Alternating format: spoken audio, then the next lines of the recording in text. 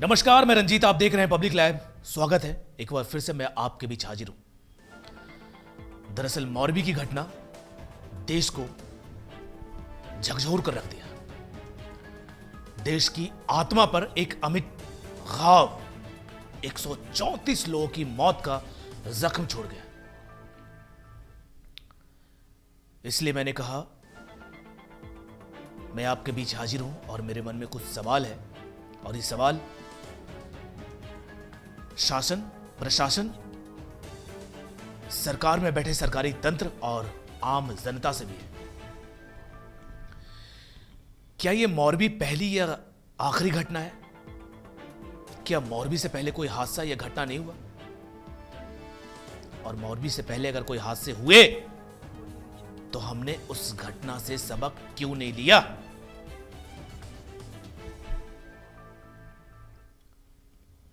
और क्यों फिर से 134 जिंदगियां चली गई? और क्या मोरबी के बाद कोई हादसे नहीं होंगे?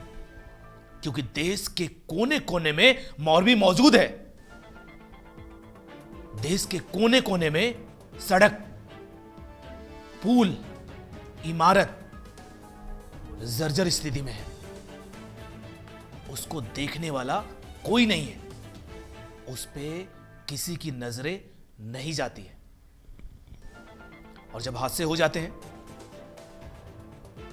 तो उस हादसे पे आंसू बहाते हैं, एक एफआईआर लॉन्च करवाते हैं और कुछ गिरफ्तारियां दिखा दी जाती है क्षतिपूर्ति के लिए। और जो राजनीतिक लोग हैं उनको घर बैठे एक मुद्दा मिल जाता है वोट बैंक के लिए। इसलिए मैंने कहा कि मेरा कुछ सवाल है और इस सवाल के तह तक, इस सवाल के जड़ तक हम सभी को जाना है। क्योंकि इतिहास गवाह है, मोरबी कोई पहली या आखिरी घटना नहीं है। क्योंकि घटना इस तरह के होते रहते हैं। सरकार में बैठे सरकारी तंत्र कुंभकर्णी नींद में सोई हुई रहती है। और जब ऐसे हादसे होते हैं तो उनकी नींद खुलती है, आकर आंसू बहाएंगे।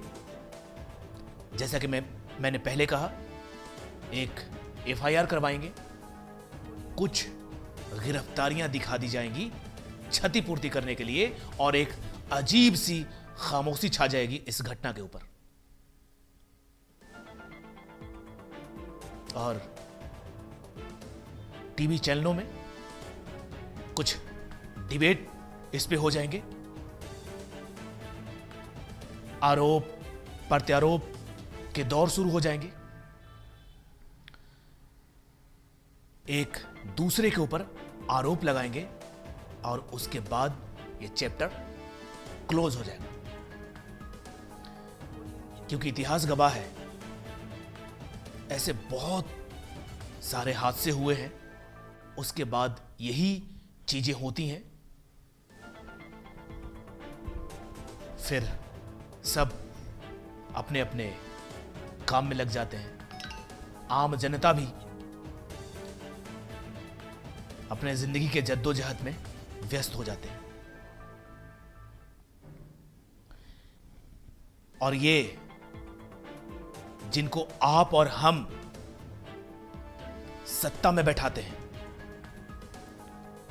जो एक दूसरे के ऊपर छीछा लेदर करते हैं, आरोप प्रत्यारोप मढ़ते हैं, दर्द जख्म पर मरहम लगाने के बजाय जो नमक छिड़कते हैं, ऐसे लोगों से आप सावधान रहें। इसीलिए जब आप वोट करें तो इन सब चीजों पर जरूर ध्यान दें। क्योंकि आपने देखा होगा ये हमारे जख्मों पर मरहम लगाने के बजाय नमक छिड़कते हैं और बस एसी कमरों में बैठकर बड़ी बड़ी बातें करेंगे। और क्या हमारा आपका कुछ दायित्व नहीं बनता? क्या हमारा और आपका कुछ कर्तव्य नहीं है? क्या हमें खुद से यह सवाल नहीं पूछना चाहिए कि हम जब ऐसी जगह पर जाते हैं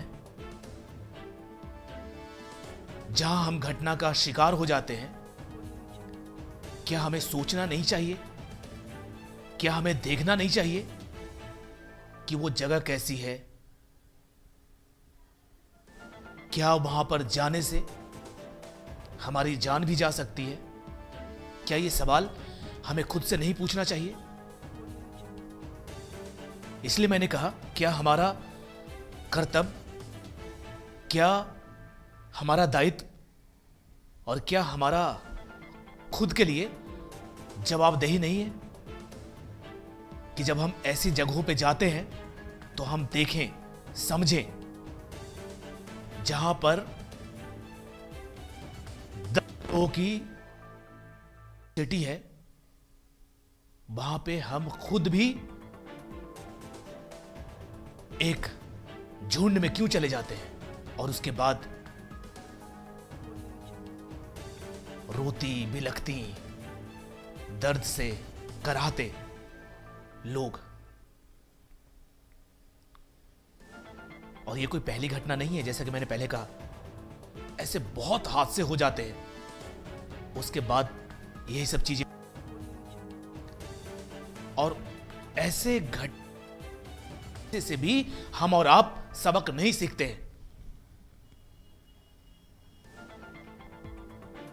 इसलिए आज के बाद जब भी कभी इस तरह के जगहों पर तो उसकी मुआयना, उसकी रेकी जरूर। खतरे में तो नहीं है? क्या अपनों से आप बिछड़ने वाले तो नहीं हैं? इन सब चीजों का जरूर आप ध्यान रखें, अपने जेहन में रखें। इसलिए मैंने कहा कि आज हमारा कुछ सवाल है जो हमें करना चाहिए था। और एक बार फिर से मैं उन तमाम जो जिम्मेदार पदों पर बैठे हैं उनसे मेरा सीधा सवाल है। देश के कोने कोने में मौलवी मौजूद हैं, चाहे वो पुल के रूप में हो, चाहे वो सड़क के रूप में हो, चाहे वो इमारत के रूप में हो। आपका कर्तव्य बनता है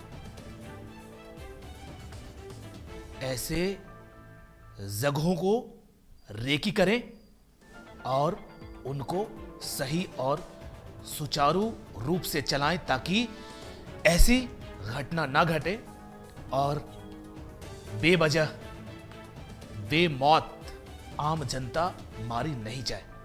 यह आपका कर्तव्य बनता है और आपका दायित्व बनता है। और साथ में आम जनता का भी यही दायित्व और यही कर्तव्य बनता है कि ऐसे जगहों को आप रेकी करें, उसके वीडियो फुटेज बनाएं और ऐसे जो जिम्मेदार पद पे बैठे हुए हैं, जो कुंभकर्णी के नींद में सोए हुए हैं, उनको उस जगह के बारे में बताकर उनको उठाएं ताकि आपकी जिंदगियां बचें।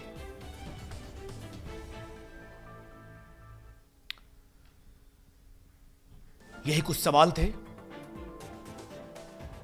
जिसके तह तक हम सभी को जाना चाहिए। आप बने रहें, देखते रहें पब्लिक लाइव।